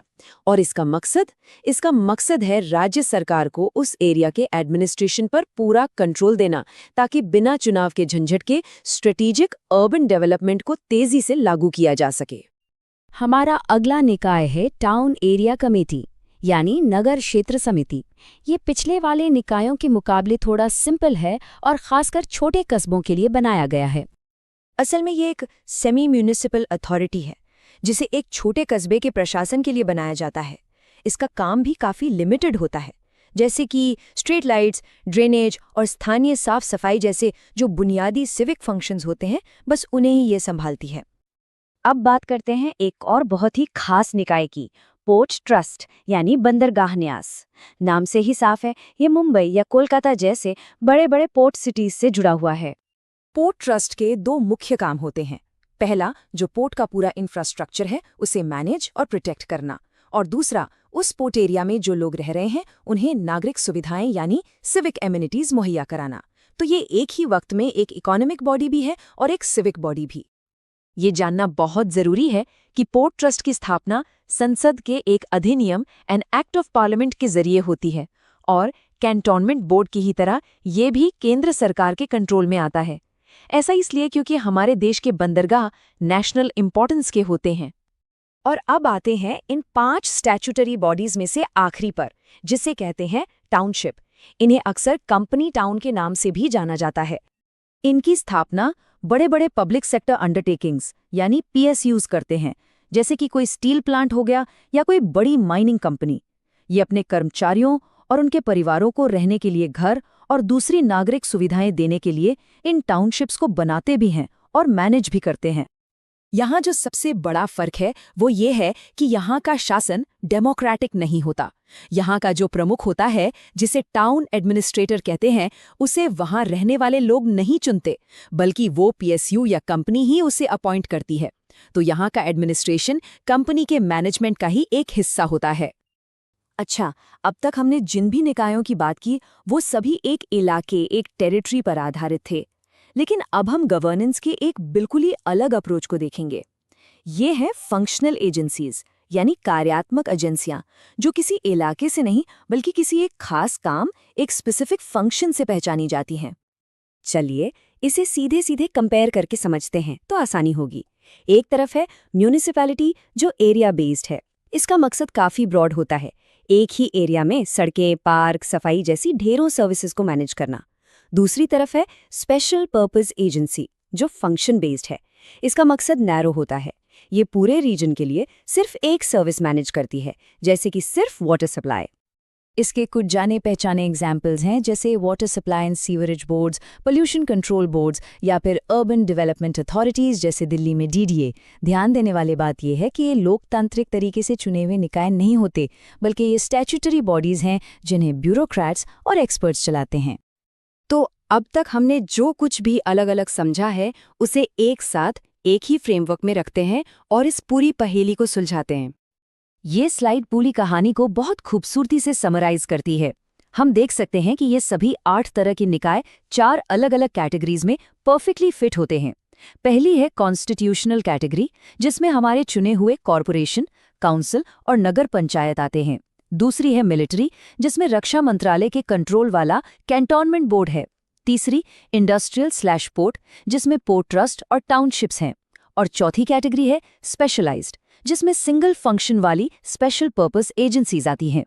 लोकतंत्र का मतलब सिर्फ सरकार के लिए वोट देना ही नहीं होता, इसका मतलब आर्थिक रूप से भी मिलकर काम करना है। ये एक बहुत गहरा विचार है और ये हमें पॉलिटिकल स्ट्रक्चर्स से इकोनॉमिक कॉपरेशन की तरफ ले जाता है, जो हमारे अगले विषय की जमीन तैयार करता है। तो हमने अब तक हर तरह की शहरी और ग्रामीण स्थानीय सरकारों को कवर कर लिया है, लेकिन कोऑपरेटिव सोसाइटीज यानी सहकारी समितियों का क्या? वे भारत की इस बड़ी सी संवैधानिक पहेली में आखिर कहाँ फिट होती हैं? ये एक बहुत ही जरूरी सवाल है और इसका जवाब हम अपने अगले विश्लेषण में ढूंढेंगे। तब तक के लिए सोचते रहिए। नमस्ते। पिछले विश्लेषण में हमने पॉलिटिकल डेमोक्रेसी की नींव को समझा था, है ना, पंचायतों और नगर पालिकाओं के जरिए। तो चलिए आज उसी कहानी को आगे बढ़ाते हैं। अच्छा, हमने पॉलिटिकल डेमोक्रेसी की बात तो कर ली, पर इकोनॉमिक डेमोक्रेसी का क्या? देखिए, लोकतंत्र का मतलब सिर्फ वोट डालना तो नहीं होता। इसका असली मतलब तो ये है कि लोगों के हाथ में अपनी आर्थिक किस्मत को संवारने की ताकत भी हो।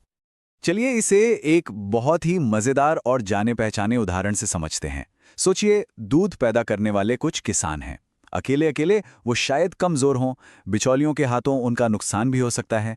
लेकिन जब वही किसान एक साथ आते हैं और एक कोऑपरेटिव सोसाइटी बनाते हैं, तो वो अमूल जैसी एक बहुत बड़ी आर्थिक शक्ति बन जाते हैं। यही है सहकारिता की असली ताकत। पर दशकों तक एक बहुत बड़ी दिक्कत थी। कहने को तो ये समितियां सदस्यों की थीं, लेकिन असल में इन पर राजनेताओं और सरकारी बाबुओं का कब्जा था। उनकी जो स्वायत्तता थी, मतलब जो ऑटोनॉमी थी, वो लगभग छीन ली गई थी। और बस इसी वजह से एक बहुत बड़े संवैधानिक बदलाव की जरूरत महसूस हुई। तो भाई, इस समस्या को जड़ से खत्म करने और इन समितियों को उनका असली हक और सम्मान दिलाने के लिए पार्लियामेंट एक बहुत ही लैंडमार्क अमेंडमेंट, एक ऐतिहासिक संशोधन लेकर आई। वो कौन सा था? जरा इस नंबर पर गौर कीजिए। जी हां, the 97th constitutional amendment act of 2011। ये संशोधन भारत के सहकारी क्षेत्र के लिए सचमुच एक गेम चेंजर साबित हुआ। तो चलिए अब और गहराई में जाकर समझते हैं कि आखिर इसने ऐसा क्या किया।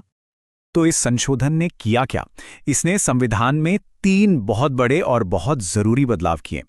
सबसे पहला, इसने संविधान में एक बिल्कुल नया हिस्सा जोड़ा, पार्ट 9B। दूसरा, इसके तहत नए आर्टिकल शामिल किए गए, आर्टिकल 243ZH से लेकर 243ZT तक। और तीसरा और सबसे महत्वपूर्ण, इसका मकसद था इन कोऑपरेटिव सोसाइटीज को संवैधानिक दर्जा और सुरक्षा देना, ताकि वो सरकार के एक्सटेंशन की तरह नहीं, बल्कि ऑटोनोमस इंस्टीट्यूशंस यानी स्वायत्त संस्थानों के तौर पर काम कर सकें। अब सवाल ये उठता है कि ये ऑटोनॉमी, ये स्वायत्तता आखिर पक्की कैसे की गई? चलिए अब पार्ट 9B के उन कोर पिलर्स को देखते हैं जो इन सहकारी समितियों को असल में ताकत देते हैं। तो ये जो पार्ट 9XB है, ये 3 मजबूत स्तंभों पर खड़ा है। पहला है डेमोक्रेटिक मेंबर कंट्रोल, मतलब अब बोर्ड को सदस्य ही चुनेंगे, सरकार अपनी मर्जी से किसी को नॉमिनेट नहीं कर सकती। दूसरा है प्रोफेशनल मैनेजमेंट, ये पक्का करना कि मैनेजमेंट में पेशेवर लोग हों जिन्हें बैंकिंग और फाइनेंस जैसे मामलों की समझ हो। और तीसरा, रेगुलर एंड फेयर इलेक्शंस, यानी चुनाव बिल्कुल समय पर हों और किसी इंडिपेंडेंट बॉडी की निगरानी में हों, ताकि सब कुछ निष्पक्ष रहे। तो अगर इसे एक नज़र में देखें तो 97th अमेंडमेंट, जिसने संविधान में पार्ट 9B और आर्टिकल्स 243ZH से लेकर 243ZT को जोड़ा, और इन सब का एक ही बड़ा लक्ष्य था, सहकारी समितियों में ऑटोनॉमी, डेमोक्रेसी और प्रोफेशनलिज्म को लाना। ठीक है, तो अब तक हमने ये समझ लिया कि ये संशोधन क्या था, पर अब आते हैं असली सवाल पर। आखिर क्या चीज इस संशोधन को इतना ज्यादा रिवॉल्यूशनरी, इतना क्रांतिकारी बनाती है? इस बदलाव की गहराई को समझने के लिए ये देखिए, संशोधन से पहले ये समितियां सरकार का एक हिस्सा समझी जाती थीं, जिन्हें राजनीतिक वजहों से कभी भी भंग कर दिया जाता था। लेकिन संशोधन के बाद वो ऑटोनोमस बॉडीज बन गईं, जिन्हें सदस्य चलाते हैं और जिन्हें खुद संविधान का संरक्षण मिला हुआ है। मतलब पावर शिफ्ट हो गई, सरकार के हाथों से निकलकर सीधे सदस्यों के हाथों में आ गई। लेकिन इस संशोधन का सबसे बड़ा, सबसे गहरा असर कुछ और था। इसने संविधान के आर्टिकल 19(1)C में एक छोटा सा बदलाव किया, और इसका नतीजा क्या हुआ? नतीजा ये हुआ कि सहकारी समितियों बनाने का अधिकार अब एक फंडामेंटल राइट, जी हां, एक मौलिक अधिकार बन गया। इससे बड़ी संवैधानिक सुरक्षा और क्या हो सकती है? तो इस तरह हमारी इस संवैधानिक यात्रा में हमने अब लोकल बॉडीज से जुड़े सभी जरूरी पार्ट्स को कवर कर लिया है। पार्ट 9 में पंचायतें, पार्ट 9A में नगरपालिकाएं, और आज हमने पार्ट 9B में सहकारी समितियों को भी समझ लिया। लेकिन एक मिनट, याद रखिए, भारतीय संविधान में तो कुल 25 पार्ट्स हैं। तो ये हमें एक बहुत बड़े और दिलचस्प सवाल की ओर ले जाता है। सवाल यह है कि ये जो स्थानीय स्तर के भाग हैं, पार्ट 9, 9A और 9B, ये संविधान की पूरी ग्रैंड स्कीम में बड़ी तस्वीर में कहाँ फिट होते हैं? ये जो लोकल है वो यूनियन से यानी केंद्र से कैसे जुड़ता है? इन सभी सवालों के जवाब हमें मिलेंगे अगले विश्लेषण में, जहां हम संविधान के मैक्रो स्ट्रक्चर को समझेंगे। तब तक के लिए सोचते रहिए। चलिए एक बार फिर से स्वागत है। पिछले कुछ विश्लेषणों में हम लोकल सेल्फ गवर्नमेंट की हर एक डिटेल में गहरे उतरे हैं। आज हम जरा जूम आउट करने वाले हैं और पूरी बड़ी तस्वीर को समझने की कोशिश करेंगे। अब तक हम संविधान के पार्ट 9, 9A और 9B यानी पंचायत, म्युनिसिपैलिटीज और कोऑपरेटिव्स की बारीकियों में माहिर हो चुके हैं। ये एक वाकई शानदार सफर रहा है ना? लेकिन क्या कभी ये सोचा है कि भारतीय संविधान के इतने बड़े स्ट्रक्चर में ये पार्ट्स असल में रहते कहाँ हैं? देखिए, ये अकेले नहीं हैं, इनका अपना एक पूरा पड़ोस है, जिसे हम कह सकते हैं कॉन्स्टिट्यूशनल नेबरहुड। और यही पड़ोस है जो इनके काम करने के तौर तरीकों को तय करता है। तो चलिए इस कॉन्स्टिट्यूशनल नेबरहुड की सैर पर निकलते हैं। ये रहा हमारे आज के आर्किटेक्चरल टूर का पूरा रोड मैप। हम छोटी छोटी डिटेल्स से ऊपर उठकर पूरी बड़ी पिक्चर को देखेंगे। अच्छा, सबसे पहले एक बुनियादी बात समझते हैं। कोई भी लोकल बॉडी हो, चाहे पंचायत हो या म्यूनिसिपैलिटी, वो एक तय ज्योग्राफिकल एरिया, एक टेरिटरी में ही तो काम करेगी। और हमारा संविधान अलग अलग तरह की टेरिटरीज के लिए अलग अलग नियम बनाता है। तो हमारे इस पड़ोस में पहला घर है पार्ट 8 का। ये यूनियन टेरिटरीज यानी केंद्र शासित प्रदेशों के बारे में है। ये पार्ट बताता है कि यूनियन टेरिटरीज क्या हैं और उनका एडमिनिस्ट्रेशन सीधे प्रेसिडेंट के अंदर कैसे चलेगा। अब मजेदार बात यह है कि ये हमारे टॉपिक से जुड़ता कैसे है। याद है आर्टिकल 243L? हाँ, ये वही आर्टिकल है जो पार्ट 9 यानी पंचायतों वाले कानून को सीधे सीधे यूनियन टेरिटरीज पर लागू करता है। हाँ, प्रेसिडेंट चाहें तो कुछ बदलाव कर सकते हैं। तो असल में यूटीज में पंचायतों का जो लीगल बेसिस है वो यहीं पार्ट 8 से आता है। अब चलते हैं हमारे दूसरे टेरिटोरियल पड़ोसी के पास, पार्ट X। ये शेड्यूल्ड एंड ट्राइबल एरियाज यानी अनुसूचित और जनजातीय क्षेत्रों के बारे में है। ये पार्ट उन इलाकों के लिए स्पेशल गवर्नेंस के नियम तय करता है जो 5th एंड 6th शेड्यूल्स के अंडर आते हैं। तो सबसे जरूरी बात ये है कि पार्ट X हमें उस क्यों का जवाब देता है जिसके बारे में हमने आर्टिकल 243M में पढ़ा था कि इन एरियाज को नॉर्मल पंचायत रूल से छूट क्यों मिली है। यहाँ तक कि जो मशहूर पैसा एक्ट ऑफ 1996 है, वो भी इसी पार्ट के प्रोविजंस के तहत बनाया गया था ताकि इन इलाकों में गवर्नेंस उनकी ट्राइबल ऑटोनॉमी यानी जनजातीय स्वायत्तता का सम्मान करे। चलिए अब अपने टूर के अगले पड़ाव पर चलते हैं। यहाँ हम ये समझेंगे कि लोकल बॉडीज देश के बड़े पावर और पैसे के स्ट्रक्चर यानी फेडरल एंड फाइनेंशियल फ्रेमवर्क में कहाँ फिट होती हैं, क्योंकि आखिरकार सारा खेल पावर और पैसे का ही तो है। तो हमारे यहाँ सरकार के 3 लेवल हैं, सबसे ऊपर यूनियन, फिर स्टेट्स और फिर लोकल बॉडीज। संविधान का पार्ट 11 पहले 2 लेवल यानी यूनियन और स्टेट्स के बीच के रिश्ते को डिफाइन करता है। आप कह सकते हैं कि ये इन दोनों के बीच काम करने की रूल बुक है। और इसका लॉजिक बहुत सीधा है। सोचिए, अगर केंद्र और राज्य ही आपस में कानूनी या प्रशासनिक मुद्दों पर उलझते रहेंगे तो सरकार का जो तीसरा लेवल है यानी हमारी लोकल बॉडीज, वो ठीक से काम कैसे कर पाएंगी। इसलिए लोकल गवर्नेंस के अच्छे से काम करने के लिए एक स्मूथ फेडरल रिलेशन बहुत जरूरी है। अब बात करते हैं पैसे की। पार्ट 12 भारत के पूरे फाइनेंशियल आर्किटेक्चर यानी वित्तीय ढांचे की नींव रखता है। देश में पैसों का सारा लेन देन और फ्लो यहीं से कंट्रोल होता है। और यही आप देखेंगे कि सब कुछ कैसे जुड़ा है। ये part consolidated fund of India यानी भारत की संचित निधि बनाता है, जो देश का मेन खजाना है। राज्यों और गांवों को जो ग्रांट्स इन एड या सहायता अनुदान मिलता है वो इसी फंड से आता है। और ये सीधे सीधे आर्टिकल 243H जिसमें टैक्स लगाने की पावर है और 243I जिसमें फाइनेंस कमीशन की बात है से जुड़ जाता है। ठीक है, तो हमने नियम देख लिए, पर हर सिस्टम में कुछ अपवाद, कुछ एक्सेप्शंस तो होते ही हैं, है ना। अब हम देखेंगे कि संविधान स्पेशल केसेस और इमरजेंसी सिचुएशंस से कैसे निपटता है और इसका लोकल गवर्नमेंट पर क्या असर पड़ता है। पार्ट 16 कुछ खास वर्गों के लिए स्पेशल प्रोविजंस करता है। ये लोकसभा और राज्य विधानसभाओं में SC/ST के लिए रिजर्वेशन को जरूरी बनाता है। अब देखिए, पंचायतों में जो आर्टिकल 243D के तहत रिजर्वेशन है, उसका जो मूल विचार है, उसकी संवैधानिक जड़ें यहीं पार्ट 16 में मिलती हैं। मतलब रिजर्वेशन का कॉन्सेप्ट ऊपर से शुरू होकर लोकल लेवल तक आता है। इसी तरह पार्ट 18 इमरजेंसी के प्रोविजन से जुड़ा है। जब देश में नेशनल इमरजेंसी लगती है तो ये पार्ट हमारे फेडरल स्ट्रक्चर को यूनिटरी यानी एकात्मक बना देता है। मतलब सारी पावर सेंटर के पास आ जाती है, जिसका असर हर लेवल की सरकार पर पड़ता है। और अब हम संविधान के उस हिस्से पर आते हैं जो शायद सबसे ज्यादा पावरफुल है, वो हिस्सा जिसने लोकल सेल्फ गवर्नमेंट को संवैधानिक दर्जा देने का रास्ता खोला। पार्ट X में सिर्फ एक आर्टिकल 368 यही वो मास्टर की है। ये पार्लियामेंट को संविधान में बदलाव यानी संशोधन करने की शक्ति देता है। इसी दरवाजे से लोकल सेल्फ गवर्नमेंट ने संविधान की इमारत में कदम रखा। तो ये 73rd और 74th अमेंडमेंट्स हुए कैसे? पूरी प्रक्रिया आर्टिकल 368 से ही शुरू हुई। पार्लियामेंट ने बिल तैयार किए, उन्हें स्पेशल मेजॉरिटी से पास किया गया, फिर आधे से ज्यादा राज्यों ने उसे रेटिफाई किया और प्रेसिडेंट की सहमति मिलने के बाद 1990 में पार्ट 9 और 9A संविधान का हिस्सा बन गए। तो अब जब हम पूरे कॉन्स्टिट्यूशनल नेबरहुड में घूम आए हैं तो चलिए एक मास्टर ब्लूप्रिंट पर नजर डालते हैं जो इन सारी चीजों को एक साथ दिखाता है। ये स्लाइड हमारी पूरी यात्रा का सार है। देखिए सब कुछ कैसे जुड़ा है, अब एकदम साफ दिख रहा है। पार्ट 8 और X जमीन और क्षेत्र को डिफाइन करते हैं। पार्ट 11 और 12 पावर और पैसे का फ्रेमवर्क देते हैं और पार्ट 20 ने इन सबको हकीकत में बदलना मुमकिन बनाया।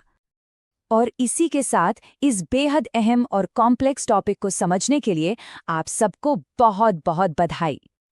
आपने लोकल सेल्फ गवर्नमेंट पर ये पूरी मास्टर क्लास सफलतापूर्वक पूरी कर ली है। इसके इतिहास से लेकर हमारे विशाल संवैधानिक ढांचे में इसकी जगह तक हमने हर पहलू को कवर किया है। अब ढांचा तो एकदम साफ है, पर एक सवाल अब भी बाकी है। इन कानूनों और पॉलिसीज को जमीन पर लागू करने की शक्ति आखिर किसके पास है? असली पावर किसके हाथ में है?